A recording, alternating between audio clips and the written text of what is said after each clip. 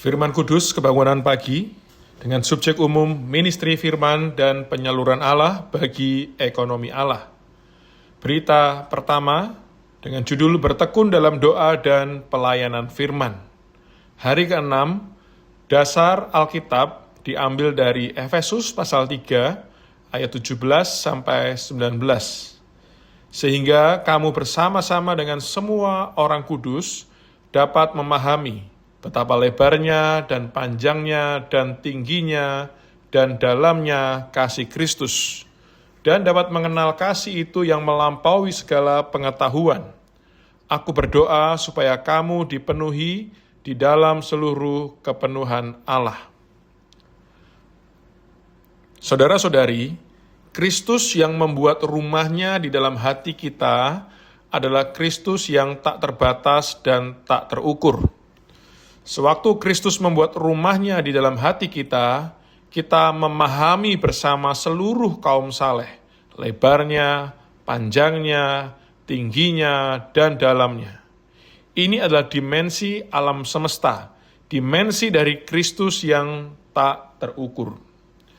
Di dalam Efesus pasal 3 ayat 16 sampai 19, kata supaya dipakai sebanyak 4 kali, supaya ia menguatkan kamu di dalam batinmu, supaya oleh imanmu Kristus berumah di dalam hatimu, supaya kamu bersama-sama dengan semua orang kudus dapat memahami, dan supaya kamu dipenuhi di dalam seluruh kepenuhan Allah.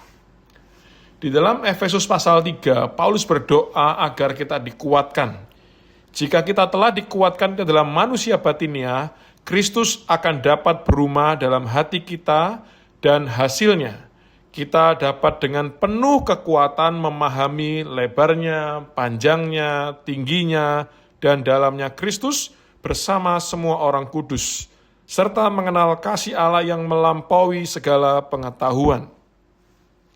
Hasil dari semua ini adalah kita dipenuhi kepada seluruh kepenuhan Allah. Di sini kita nampak beberapa langkah. Dari doa Paulus, kita maju kepada hal dikuatkan. Dari dikuatkan, kita maju kepada hal Kristus berumah dalam hati kita. Dan dari sini kita maju kepada memahami dan mengenal. Dan terakhir, kita dipenuhi kepada seluruh kepenuhan Allah.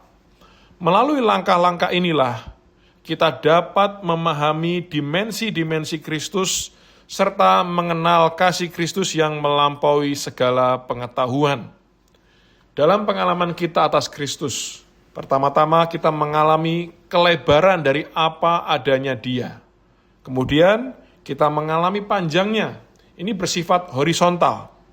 Ketika kita bertumbuh dalam Kristus, kita mengalami ketinggian dan kedalaman kekayaannya. Ini bersifat vertikal. Pertama-tama kita mengalami perluasan Kristus sebagai lebar dan panjang.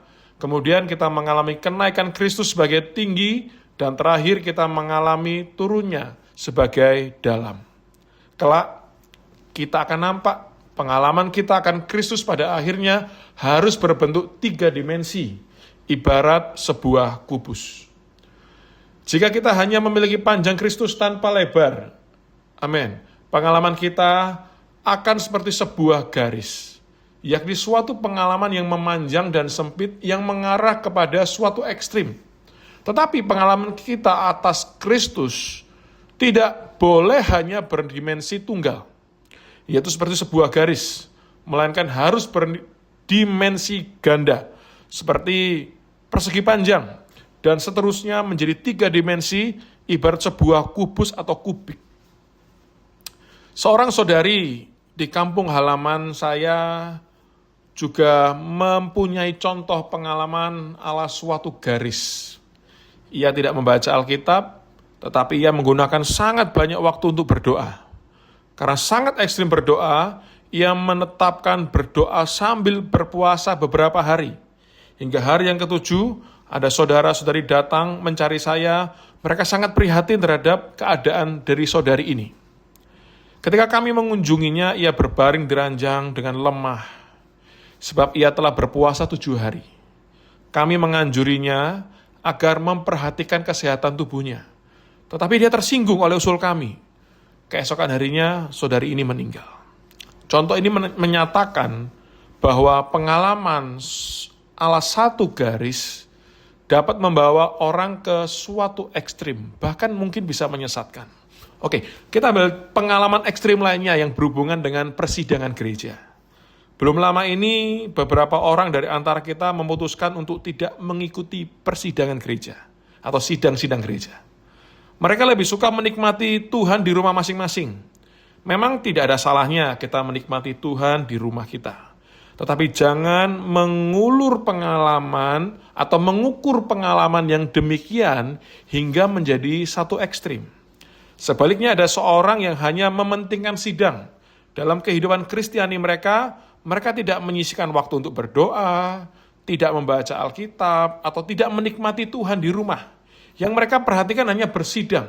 Ini juga adalah suatu ekstrim. Untuk mengalami Kristus dalam dimensi-dimensi universalnya, kita memerlukan kehidupan gereja. Kita memerlukan Kristus bersama semua anggota tubuh. Teristimewa, kita perlu sidang-sidang gereja. Sebab kita akan diseimbangkan melalui sidang. Melalui berita-berita dan kesaksian dari kaum saleh, kita akan diseimbangkan. Dalam bagian pertama, di ayat 19, Rasul Paulus berkata, dan dapat mengenal kasih Kristus yang melampaui segala pengetahuan. Kasih Kristus adalah Kristus sendiri. Kristus tidak terukur, maka kasihnya pun tidak terukur. Jangan menganggap kasih Kristus sebagai sesuatu yang dimiliki Kristus. Kasih adalah Kristus. Karena kasih Kristus tidak terukur, maka kasihnya melampaui segala pengetahuan. Tetapi kita dapat mengetahuinya di mana? Di dalam roh kita. Bukan melalui pengetahuan, melainkan melalui pengalaman. Mari saudara-saudari kita berdoa. Tuhan Yesus, kami mengasihi-Mu. Kami tidak mau pengalaman kami akan diri-Mu hanya menjadi sepotong garis yang sempit dan ekstrim. Biarlah Engkau terus meluas, memanjang, meninggi, bahkan mendalam di dalam batin kami. Sehingga Engkau sungguh-sungguh berumah dalam hati kami melalui iman. Penuhilah kami ya Tuhan, kepada segenap kepenuhan Allah. Terima kasih atas berita yang pertama ini, dari hari pertama sampai hari yang ke-6 ini, biarlah Dikau terus memberikan pengenalan yang penuh bagaimana Kristus berumah dalam hati kami. Terima kasih Tuhan, di dalam nama-Mu kami berdoa. Amin. Demikian saudara-saudari, firman kudus kebangunan pagi hari ini, Tuhan Yesus memberkati.